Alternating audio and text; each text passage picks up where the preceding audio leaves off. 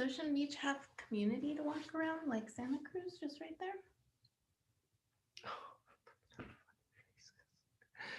So key to be like in a spot, you know.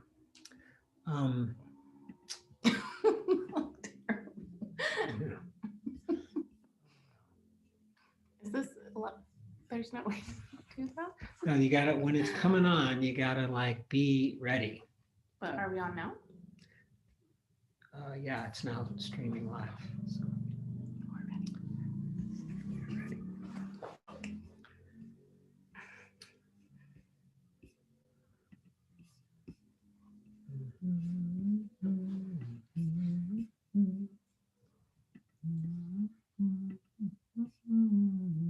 Oh, Martina. Martina. Salutations. Hey, Martina, how are you? Hi, I'm good, thank you. How are you guys? It's been a long time. I know, months, almost like a year, maybe. No, no. I mean, like since we saw each other in person, maybe. But Yeah, that's what I was referring to. But are you in Poland or? no, I'm in Cercedia actually right now. Oh, nice. At Darren's place? Yes, I'm at Darren's place. Darren is in Tenerife, Okay. so he's not here. So I'm taking this opportunity to spend some time in nature. Oh, yeah. And I imagine it's much safer there too for COVID, huh? Well, there are many people in the house, so Oh, no. so it's very social. And in Madrid, I'm living by myself, so it's different, but still, it's really nice to be here. Good. Well, good to see you. I think I even thought of you this week. I was wondering how you were doing. Well, good to see you. Yeah, the thing is that normally on Sunday night I'm out, doing something. So today, since I was going to be inside, I thought that I will join. How are you guys? We're good. Yeah, not making any plans. Just taking it day by day. Yeah, well, I'm working very hard in my former businesses, trying to clean it up, you might say, to a way that I can then return back to Europe with less decisions to make. Many little teaching in my long retreat at IMS. One of the teachers there, Annie Nugent, she told me, she said, decisions agitate the mind. Yeah. Decisions agitate the mind. It was such a good teaching because it hadn't really occurred to me that even deciding what kind of food to eat or what to do today or whatever causes the mind to kind of, go into motion. And so for my life, and this will connect with what we're going to talk about too after the meditation about right intention or right thought, is I want to renounce more things. I want to have less decisions to make. And so I'm here making a lot of decisions in the hopes that I'll have less decisions once I'm done. And it's been very agitating, but I'm hopeful I'll be successful. Yeah. Anyway, good to see you, and welcome to the rest of you who have joined since I was talking to Martina. I hope things are okay in Spain and Italy. I know Lara's on the phone as well. Here in the United States, we are in San Francisco. I'll be more specifically. Today, we are entering into what they call purple level. Purple, I think level is the word they use, which is the worst lockdown. So we've gone backwards, and there's a lot more confinamiento, a lot more restrictions now. But fortunately, overall, California isn't the worst in the United States. It's kind of moderate compared to some of the other states that are much worse, more COVID cases. In our town here, we have about 800,000 people living in San Francisco, and I think yesterday or the day before there were 180 cases. So not terrible by any means. But we are still kind of locked down, and I think with a curfew, right? Don't we have a curfew? Yeah, 10 o'clock curfew until 5 in the morning, I think. But it's beautiful weather, like it's almost like Madrid weather. In San Francisco, it's right on the sea, but yet it's dry as a bone. I mean, just dry and blue skies, and it's crazy weather. So we're going to sneak off to the beach for some socially distant surfing after the call. It's morning time here. So anyways, so yeah, today we'll continue to talk about right intention or right thought, which is the second factor of the Noble Eightfold Path. And last week, Anna Monica reminded me that I had talked about at the very end, being aware of wanting. And so this is just something I'd like to offer now before the meditation. And you could do it or not if you want to, but being aware if there's like a craving or a wanting that's not object specific. It just kind of wants to want, right? It wants to want something, and see if you can notice the mind sort of scanning, sort of looking for something to want, something to desire, right?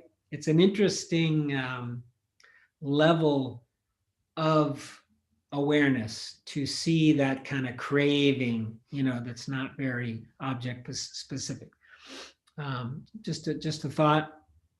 And besides that, in the last 10 minutes, I'll just shift this from our more samatha or calming practice, concentrating practice, to a more open awareness, allowing you to do whatever, your heart and mind desires at that point. Is there any questions, or anybody would like to say something before we sit? No? Okay. So I will find here we go. I've been using, what's it called? Insight Timer. I don't know if you guys can see it. But anyways, I use it to time my meditations, and I used it every day of COVID. So it was up to like 178 or I don't know how many. And then 2 days ago, it ran out of batteries and I forgot to plug it in. Now it's back to 0 and I'm so bummed. I've got to start over. But I had every day of COVID on my thing. And now I think it's at day 2. Anyways, no big deal. But there was, I noticed, it's kind of a craving. Where did that high number go? I like big numbers. Hey, Jim, but you can still log the session you did on that day manually. You can still add the session and then continue the number. I was wondering if that was possible. You may have to show me how to do that, but thank you. I was wondering if I could do that. Okay. All right, let's go. On your mark, get set, go. So as we normally start, let's try to find a comfortable posture. Maybe could even do a little wiggle, a little movement.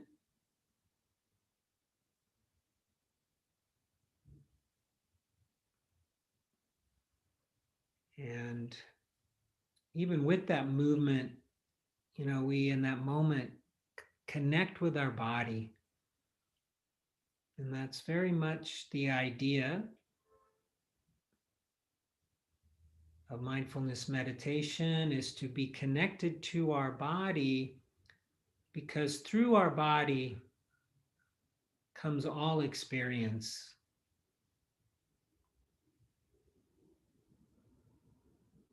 Even the sense gate of the mind is experienced through the body.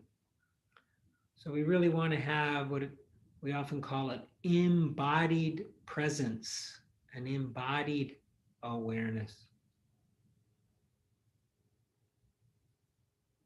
And in fact, I have been in my own practice sort of reminding myself just very simply that I've got two choices. I can either think or I can feel. And for this practice, we really want to feel. We want to drop into the felt sense of our experience, the felt sense of being here now.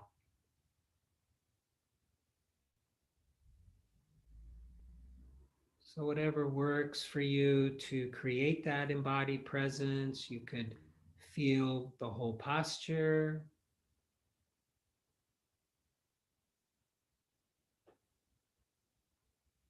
Or you might do a body scan and notice different sensations in the body, points of contact, flows of energy, tickling.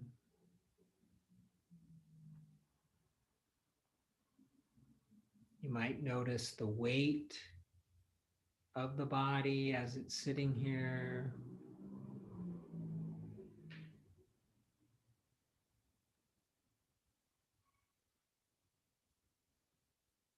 And you can continue to use the body or the posture as an anchor, returning to it when you notice you're thinking, when you notice you're lost on a little thought train.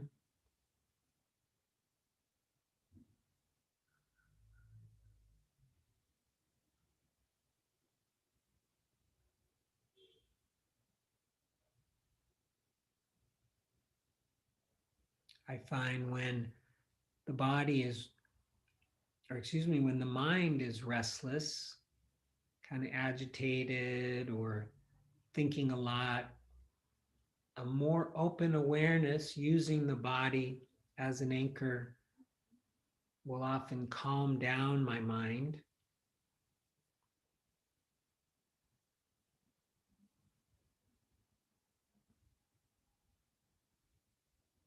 Sometimes literally feeling the nervous energy that might be in the body, experiencing the nervous energy.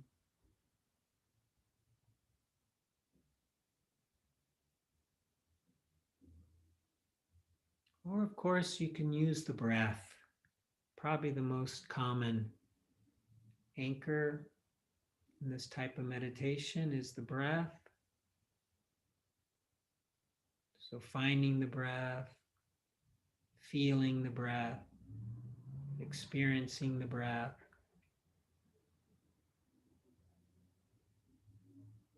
And finding a place where it is easy and maybe even a bit pleasant to connect with, to watch, to observe. So maybe the nostrils, the movement of the chest, the movement of the belly.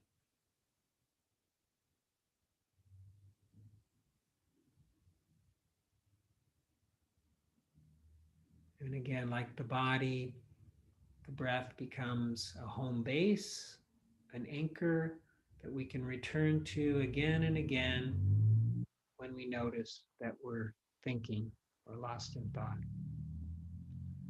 And finally, if the body is just not a safe place for you today, you can try hearing as an anchor or listening, a receptive waiting for sounds to enter the ears. So any one of those three are available to calm the mind, center the mind, stabilize the mind. Samatha, samadhi practice.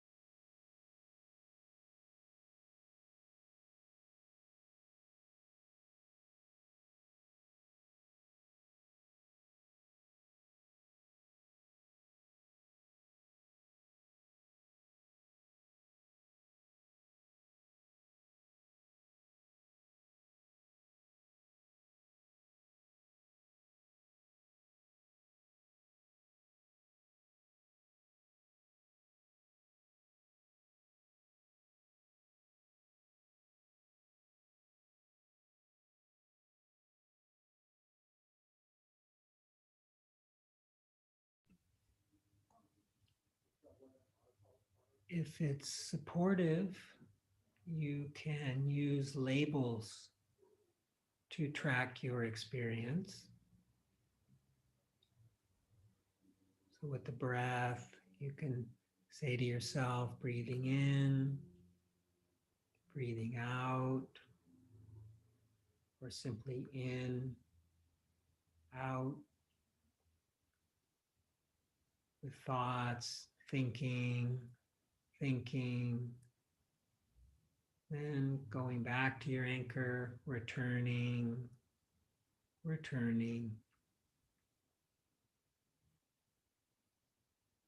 helps to establish a connection with our experience and keep us present.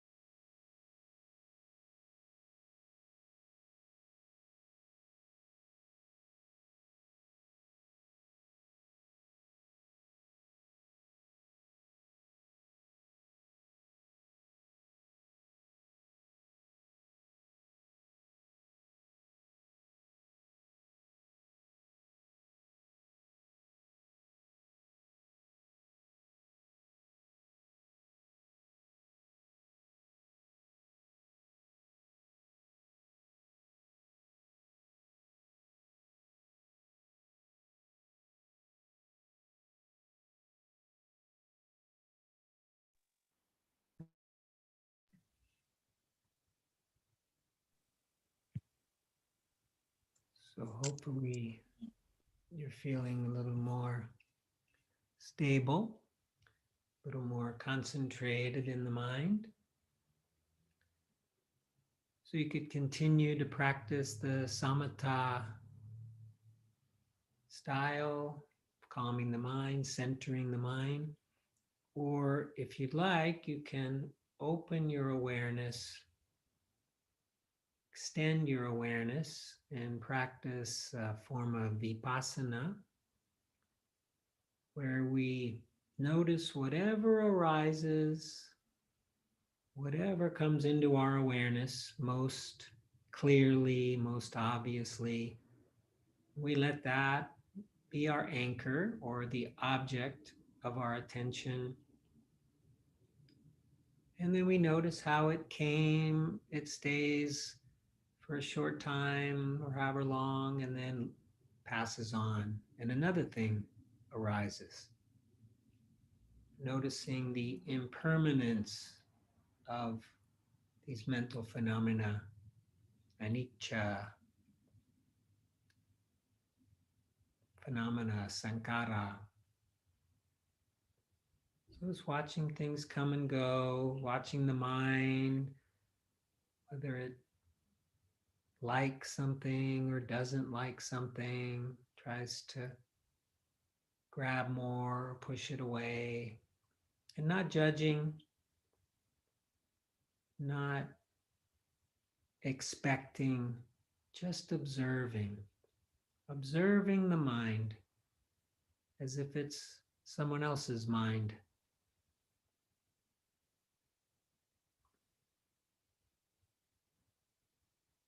Free of grasping, free of aversion, free of confusion.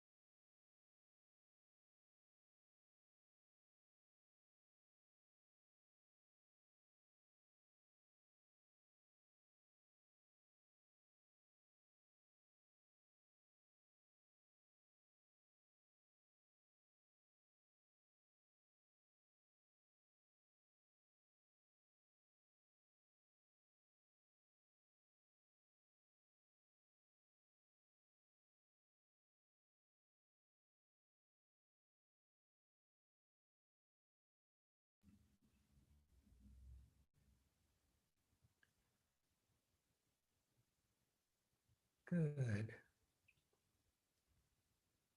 So no matter where your attention has been, let's return to the body, infusing the body with awareness, feeling the body, regrounding in the body.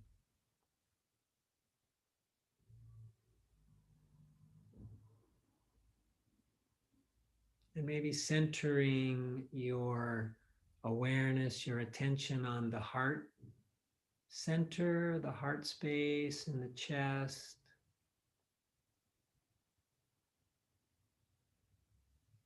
Feeling that area as you thank yourself for your practice, for taking time out this Sunday afternoon for most of you to take care of yourself in this way, to do something good for yourself,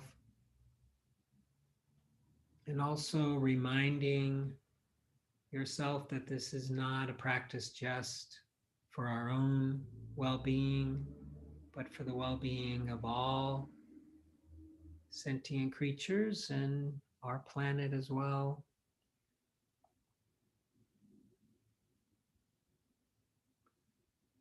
And also reminding yourself that there are others on this call also practicing, and sending thank yous to them, metta, loving kindness to all of them for practicing with us. And maybe even imagining that you could extend your kind awareness to include everybody on this call, permeating out in all directions. And when you hear the sound of the bell, just being aware, just noticing what might arise, whether it's a thought, a feeling, a sensation. Again, without clinging, aversion, or confusion.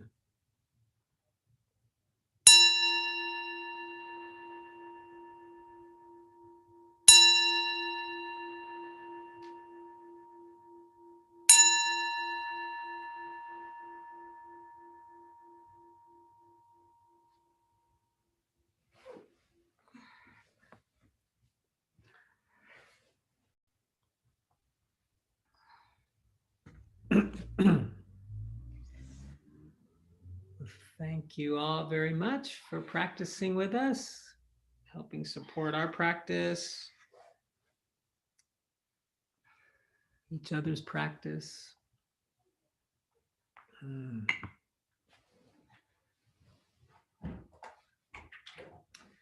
So I thought today we would continue to talk about the Noble Eightfold Path.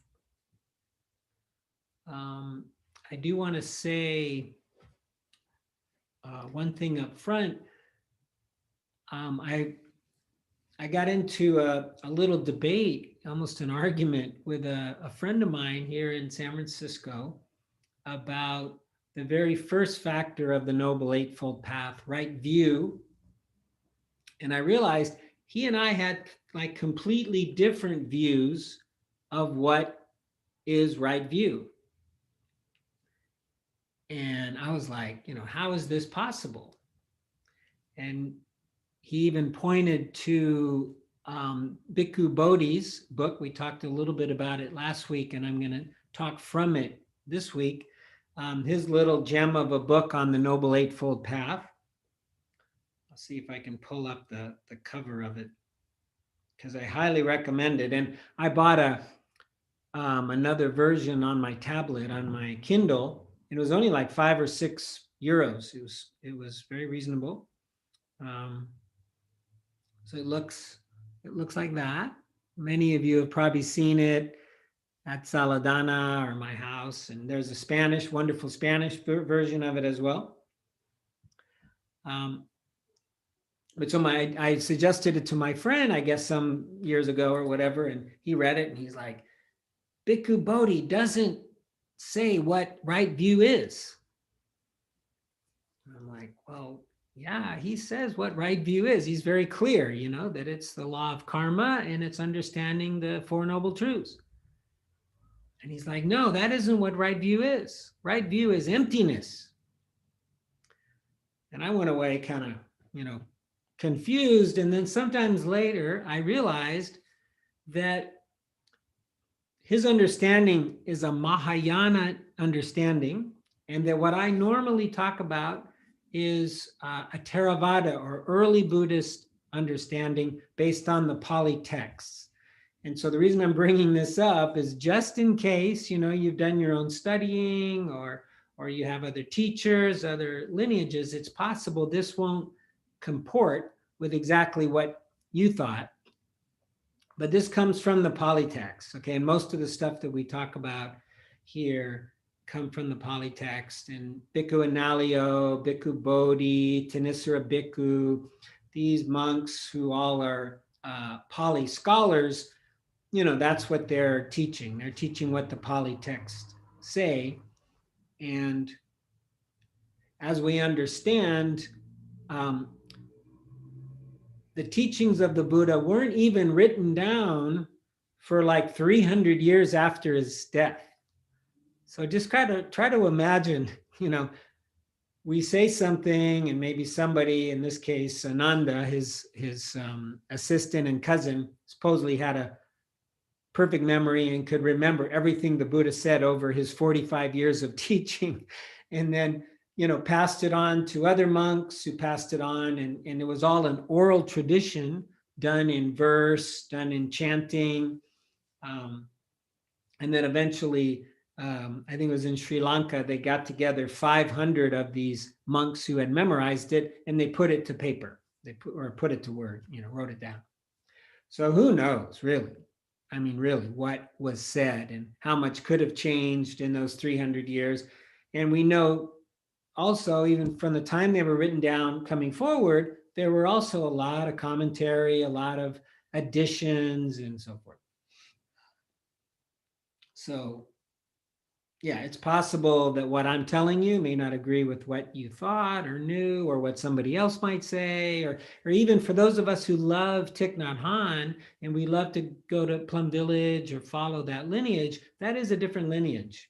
And he does teach it differently than the Theravada group. And yeah, maybe I'll look into it a little bit more. I'm more curious than I was about, what does it say in the Mahayana version? Maybe they don't even use the Noble Eightfold Path. I'm not sure. But according to Bhikkhu Bodhi and others, the name of his book is Noble Eightfold Path, A Way to the End of Suffering. A way to the end of suffering. So I like that. I'm all for that. So I try to study it and practice it in my very incomplete way.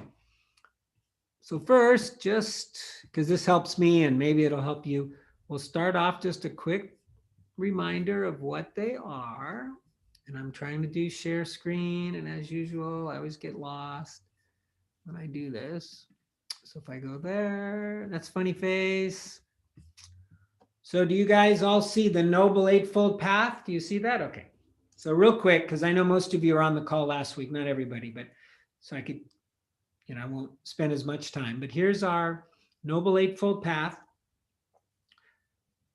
One thing I want to mention again is the very first two, which are considered like the wisdom factors, right view or right understanding and right thought or resolve or intention, are normally listed at the beginning, but they also are the culmination of the practice. So when we do the trainings, if we do it as a training, the right view and the right thought actually come about as a result of the other six.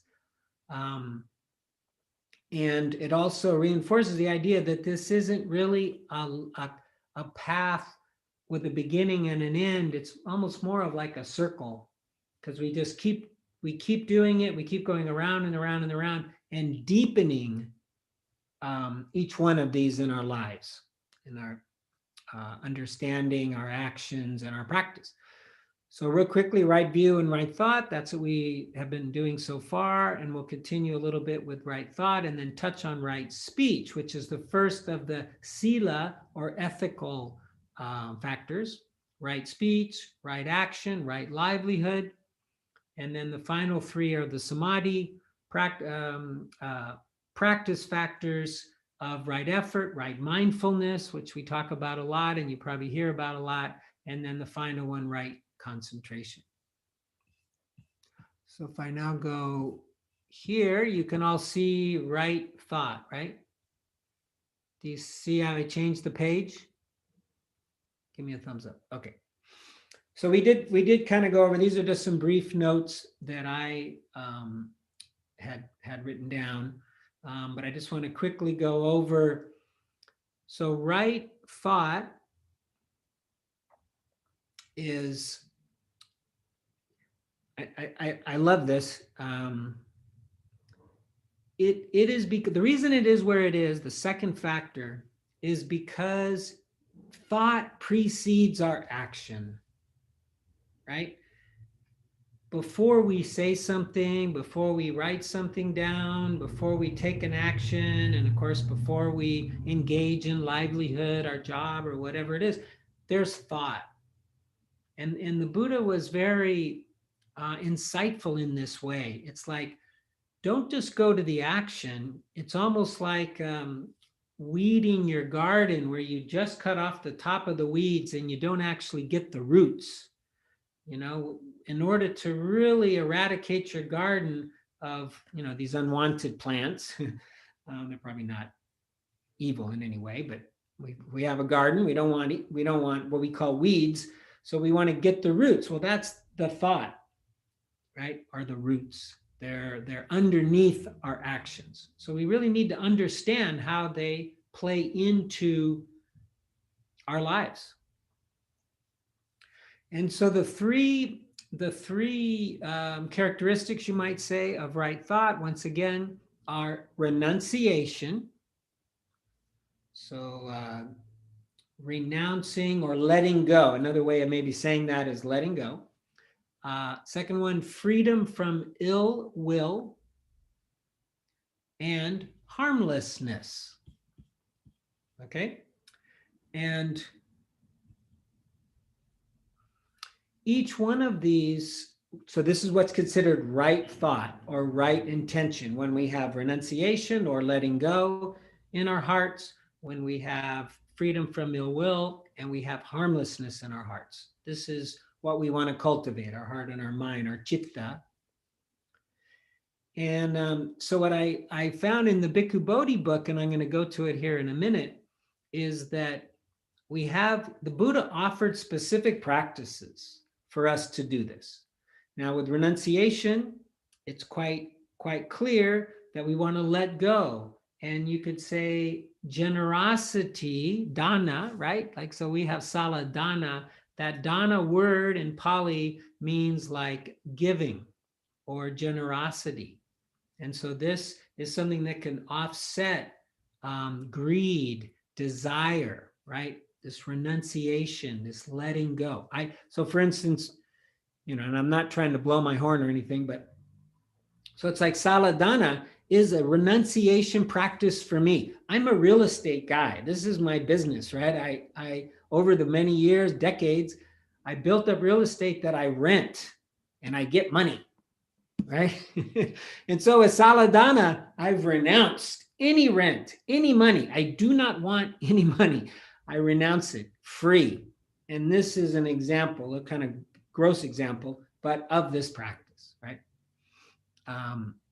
Now, what I noticed in the Bhikkhu Bodhi book, very clearly, so on the freedom from ill will, the practice that the Buddha offered was metta. This is what we do normally at the end of our sessions, right, on Sundays, and you've probably done in other groups, this offering of goodwill, this offering of loving kindness, this offering that others be happy, that others be safe, that others be well. And what the Buddha is believed to have said is So we notice, we become aware of our thoughts, right? And we become aware that there's some ill will. Like, oh, for 4 years now, I've had a lot of thoughts of ill will towards the president of the United States, right? This guy, Trump. They've gone away mostly. It's really great, but he's not quite gone, but it seems like he's going. But anyways, I'd have these thoughts of ill will or just anger, resentment, or whatever. And many times I would go to the metta. May he be happy. May he be well. May he be safe. And it works. I told the story last week. I was surfing down in San Diego, and somebody started yelling at me because they were afraid I was going to hit them with my surfboard. And we didn't hit, but it was close. And I guess the guy was scared. He starts yelling at me. So I kind of yelled back. And then I realized, I'm going to try metta. So I go like this. I'm on my surfboard, right? And I go, may you be happy. May you be happy. I felt better. I think he felt better. He relaxed, and we continued surfing. It was really quite phenomenal. So the practice here is an active practice of using metta, of using substitute phrases, right? Now, and that one I kind of knew, but the second one I didn't know. This is what I kind of learned from Bhikkhu Bodhi's book. For harmlessness or harming, the antidote is karuna, which is compassion. That's the second of the Brahma Viharas. So in this case, if we have thoughts of wanting to harm somebody, so worse than we want something bad to happen to them, ill will, instead, we have thoughts of harming, the antidote to that is compassion. And I'll go to the Bhikkhu Bodhi book, and we'll talk a little bit more. At the very end of our sessions, we do a few phrases in Karuna, and I'll remind you what they are. That's enough on those notes. Now let's see if I can go to Bhikkhu Bodhi's book, which is hopefully right here. Do you now see text? No. All right, I'm going to stop and go try it again.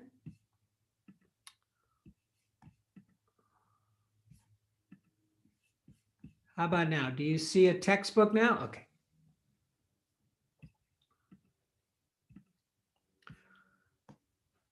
Okay, so we talked, a little bit about renunciation last week, so I thought we'd focus in a little bit more on the goodwill and the harmlessness part of right thought.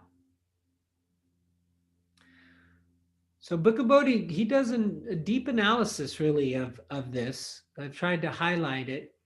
So he says the intention of goodwill, so right intention includes goodwill, opposes the intention of ill will, which includes thoughts governed by anger and aversion.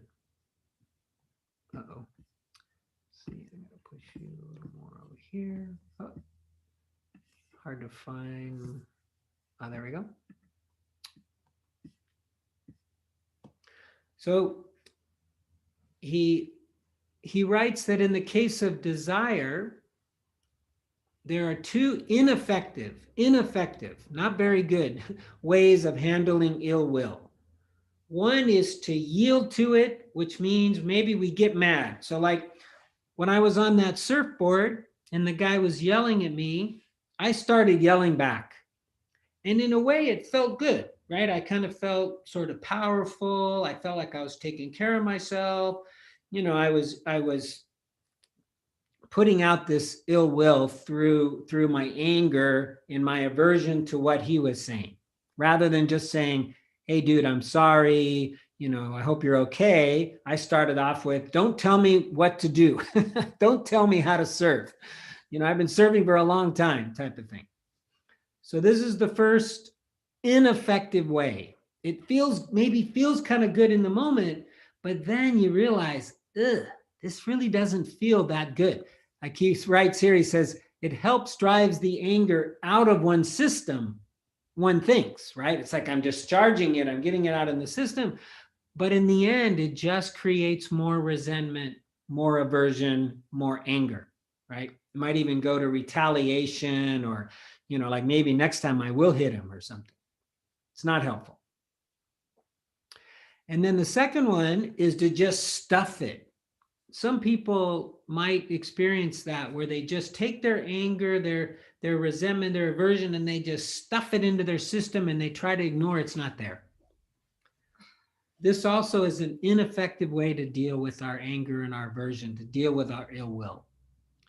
Because it stays there. It's in the body. It toxifies. I think I might have made that word up, but it creates toxicity in the body. So what he is recommending is karuna, that's the next one. Metta. So the remedy, this is where hopefully you could see the yellow part. The remedy the Buddha recommends to counteract ill will, especially when the object is another person, is a quality called metta. This is just so awesome, and it's derived from the word friend. Let's see if I can, so a little bit more about metta. I highlighted this because I thought this was interesting, that there are whole meditation retreats on metta. There are people who specialize in metta. Anna Monica just attended one that was a combination of metta and emptiness, I believe, right? Yeah. And as some of you know, the metta is the first of the 4 Brahma Viharas, or as you can see here in yellow, the divine dwelling. And the idea is we could practice with metta, which we start off with phrases, but eventually it just goes to sentiment or feeling, the loving kindness, radiating out. And then the idea is we then dwell in this divine place, this place of non-ill will. So let's see if I can find now. So there's quite a bit. I highly recommend this book. If you're really curious, this is just it's dense. It's a dense book. It's not like Joseph Goldstein's book's a little lighter, a little easier read. This one, I read 5 sentences and I practically have to take a nap. It's so dense, but worth reading over and over again. So here we go. Let's see if I can, so you guys are probably familiar with these. May she be happy. May she be peaceful. These are examples of metta phrases that we try to use. May she be well. Okay. So now this was the one that I guess I may have forgotten, but it didn't come to mind anyways. That the intention of harmlessness is thought guided by compassion. And I think this is so important, right? Compassion probably is the characteristic, at least in the United States, most absent in like the political field, the political sphere. We don't have any, and compassion in the Buddhist context it's not like the Christian context, okay? And I know many of you were raised Catholic, and I've heard that compassion can really have a Catholic Christian tone to it. So it's a little different. It's distinct, almost to the point where maybe we should use the word karuna, the Pali word. But in the Buddhist point of view, compassion is feeling and recognizing the suffering of another and then wanting to end it, wanting to alleviate it. So it's an action. There's actually an action element to it. It's not just, I'm feeling the suffering of Christ in nada más. No, it's seeing the suffering and then wanting to alleviate it. And like I said, I think this is something sorely needed in the political sphere, where the sides don't seem to have any compassion for the other side. It's just, rawr. Anyway, so Bhikkhu Bodhi writes that the intention of harmlessness is thought guided by compassion, karuna, aroused in opposition to cruel, aggressive, and violent thoughts. Compassion supplies the complement to loving kindness. So, you know, with metta, with loving kindness, we just offer these wishes to everybody in all directions, right? And with karuna, we're directing it to those who are suffering. And we want them also to be happy. We want them also to be well and safe. And you might recognize them when I usually do the dedication of the merit at the end of our session. Bring us back up here so I can see you all. I will say, may you be free from suffering and the causes of suffering. This is a traditional karuna or compassion phrase in Buddhism, right? So we've gone away from may you be well, may you be happy, which is metta, to may you be free from suffering. May you be free from harm, you know, and may you be free from violence and discrimination, these types of things. These are forms of karuna. And so the practice, you know, this is something that we really can do in our daily lives. There's guidance here. As one person put it, you know, the Buddha left us instructions, left us very clear instructions as to what we could do. So if we notice thoughts where we want someone to be harmed, we want, like, oh, I'm going to be transparent at the risk of embarrassment right now. So, this is almost there may be a risk of me saying what I'm going to say, but I'm a big fan of the United States, like embracing Iran, a country, right? Embracing it and bringing it into the world. Right? And I grew up when Iranians were fantastic in America. They were loved under the Shah, right? And then they had this religious revolution, and it's been a para, is that the word? Pyra state ever since. Like, America hates Iran. And recently, a couple of days ago, one of their nuclear scientists was assassinated.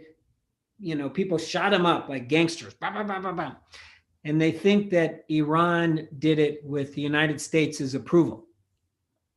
And I noticed my mind thinking harmful thoughts towards Israel, a country, right? Or to their leaders. And again, you know, I try not to take too much responsibility for the thoughts that come up in my brain, right? They're just causes and conditions.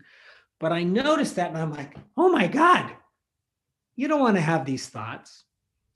But this is a perfect example. This is harm. I had harmful thoughts. Well, the person that's being harmed is me, right? My thoughts ain't going to do nothing to Israel at all, right?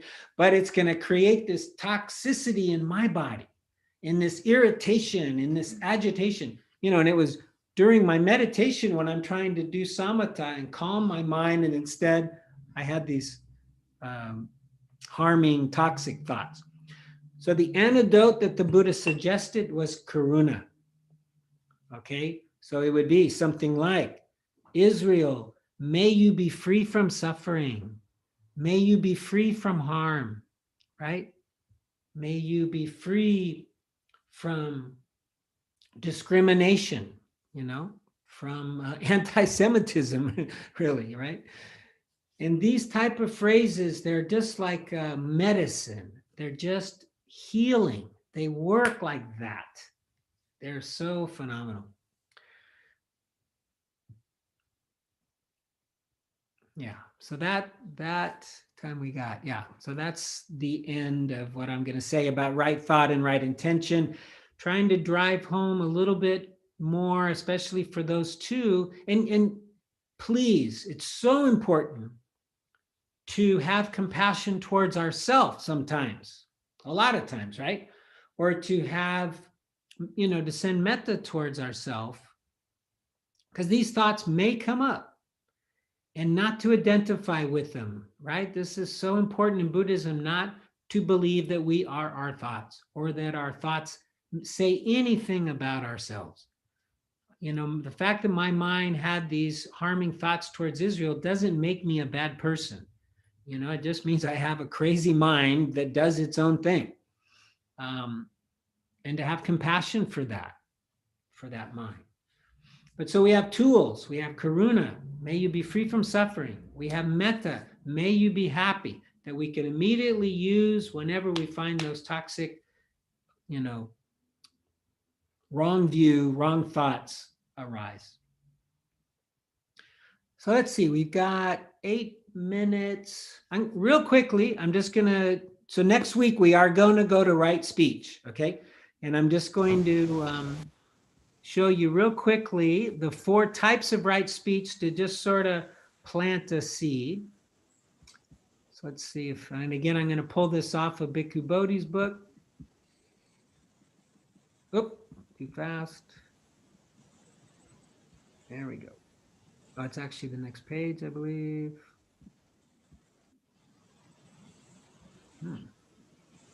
Where is my yellow? There we go.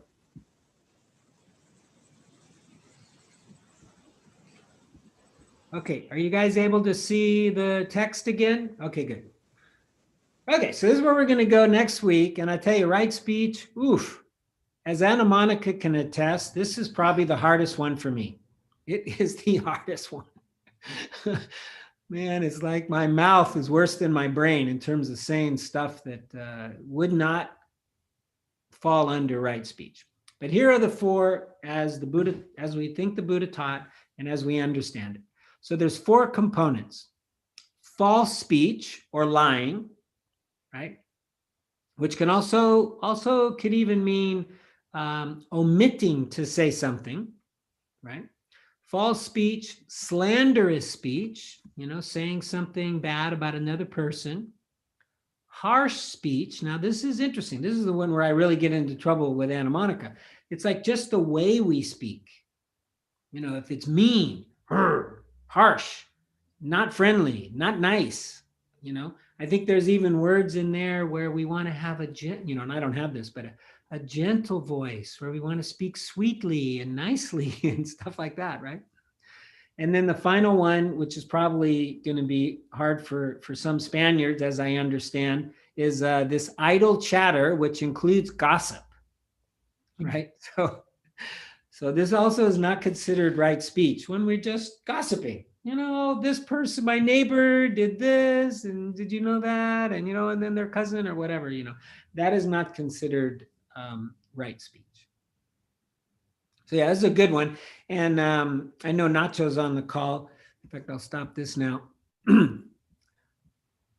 is one of the reasons I love nonviolent communication, because basically it is right speech, right? And in fact, nonviolent communication, in my view, brings karuna, that compassion, into the speaking process. It's having compassion for others. So even though the Buddha didn't teach nonviolent communication, as far as we know exactly, I do talk about it because I just love it, and I think they're very close in hand. So next week we'll talk about right speech and a little bit of nonviolent communication. And that's all I have to say today. Is there anybody who would like to say something, has a question or a comment? Yes, Nacho, please. Yes, I have this question regarding metta. So just imagine that there is somebody that you have let that person hurt you a lot. So you have had like this kind of obsession with this person and the hurt that he has made you in your life, the pleasures and all of that. And you try to make a metta meditation about this person. So this hate, these bad feelings towards this person, they disappear. But they keep being there. And sometimes you question yourself if it is good to put this person into your metta meditation, because you are reinforcing the power of this person over your psyche. I don't know if I'm explaining myself. So sometimes I don't know if it's better to leave this person outside my meditations, or if it's good for me to try to keep doing metta meditations where I put this person to try to to not hurt myself with my ill will towards this person? Yes, thank you, Nacho. That's a very good question. And just I'll summarize as I understand it is if we have, because the difficult person is often what we call somebody we're having trouble with, where we have some hurt around them or whatever. And sometimes that hurt, sometimes that difficult person is too difficult, right? And it becomes very difficult to give them metta. So one of the suggestions is don't do it. If what happens is too much aversion, too much pain, it could even mean past wounds are triggered. We get very triggered, we're suffering as a result. Absolutely do not do it, because this is a non-harming practice. Includes we don't want to harm ourselves. So maybe you would start with a couple, or you would imagine sending them metta, and if you could tell there's too much coming up, don't do it. Don't do it. And in fact, you may want to give yourself metta instead. And this also works in nonviolent communication, in the empathy practice, where we try to give empathy to another. If we can't give empathy to them, that really, what that points to is we probably need to give empathy to ourselves. We're just not ready. Same with metta. If we can't give metta to somebody, it probably suggests we're just not ready, and we really need more metta coming our direction. And try not to, beat yourself up about it. I've heard of people it taking them years to finally be able to give metta to certain people. So I wouldn't try to force it. I would just wait until you are healed enough around it so that you can then give it and truly mean it as well. So maybe instead of trying to give metta to this person, when all these feelings arise, I should just make mindfulness and observe these feelings and let them go and not get attached to them. And you could do that, or you could even be more proactive, where you go back to giving metta to yourself. May I be, or karuna to yourself. May I be free from suffering. May I be free from the pain that comes up around this person. May I heal. Yeah, come right back to yourself and just take care of yourself. Okay, thank you. Yeah, you're welcome. Jim, I've got another metta question. Okay. I've practiced metta in the past, and I found it kind of helped me. Is it really about us? How far? I'm not sure how, when I practice metta, how much it's really been focused on the other person, or whether I've just been using it as a sort of way to move on from how I'm feeling at the moment or something. I would like to, I don't know, maybe try and deepen that to really, rather than just saying the words, but I don't know, feel it a bit more. I think sometimes it's just a way of moving past something difficult, rather than, is it about us, or is it about the other person, or is it about both? What do you reckon? Well, I think it's about us. Right?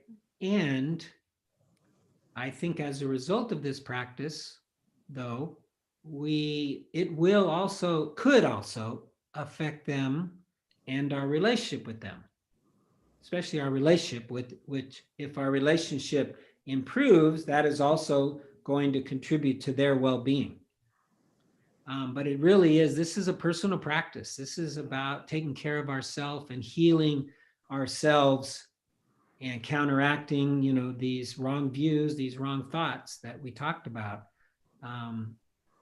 But we're interconnected, right? We are a social creature, that we live in society, we live in community, and the best thing we can do to contribute to the well-being of others is to take care of ourselves.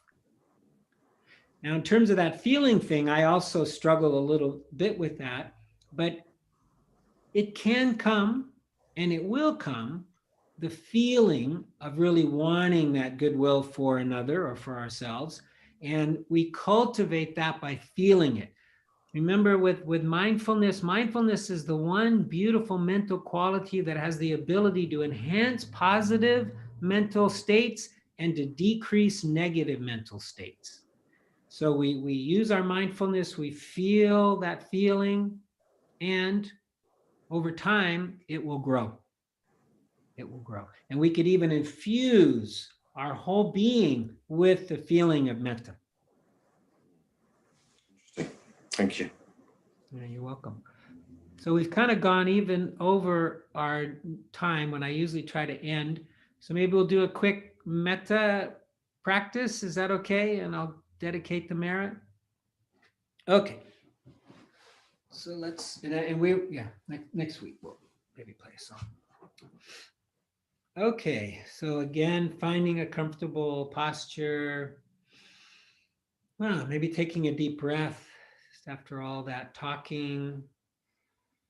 Re-embody the mind, create that yoga, that union of mind and body. So starting off with ourself, and again, you can come back to yourself whenever you feel like you need it. May I be happy.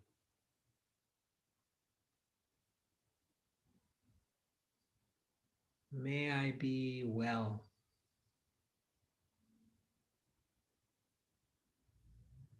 May I be safe.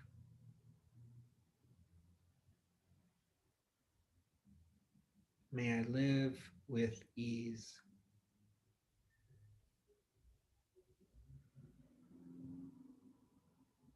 And let's try again our community, our Sangha here. So using the we, and you can include anybody in this who you'd like to send metta to. Easy person, a benefactor, for instance, a family member, a pet. May we be happy. May we be well.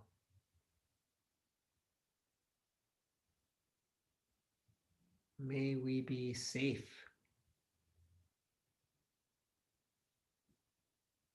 May we live with ease.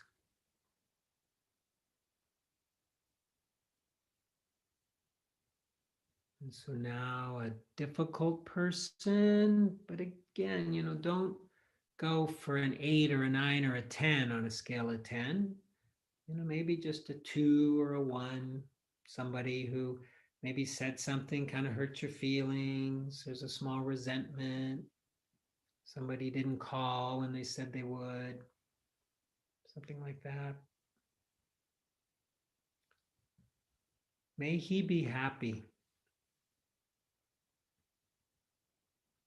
May she be well.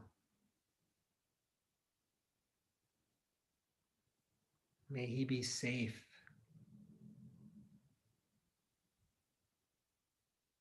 May she live with ease.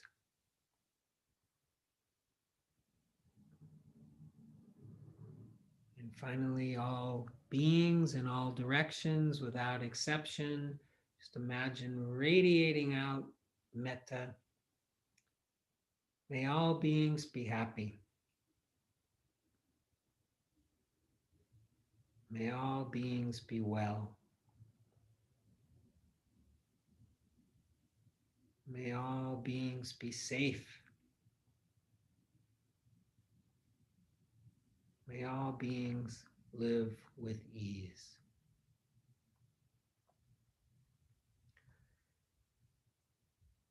Finally, we'll dedicate the merit, the fruit of our practice today, our Sangha, the teachings, our Buddha nature. Send this out to the benefit of all beings. May all beings be happy and peaceful, healthy and strong, safe and protected. May all beings be free from suffering and the causes of suffering, free from war and violence, discrimination, racism, free from coronavirus. May all beings have enough to eat, have shelter, and may all beings find their path, find their way, whether it be Mahayana, Theravada, or any other form that gets them to the liberation of their suffering. May all beings be free.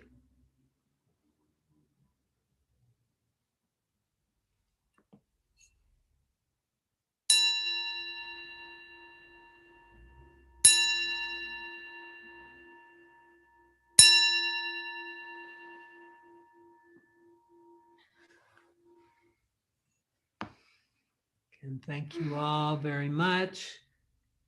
I want to thank Luis and I think Javier for the donations to Dana Sila. We are trying right now to make a donation to Gaia House to build some showers so they can actually have in-presence meditation retreats. So thank you very much for that. And I'm willing to keep the Zoom call open for a bit so you guys can connect in small groups. Yeah, and I think that's it from our end.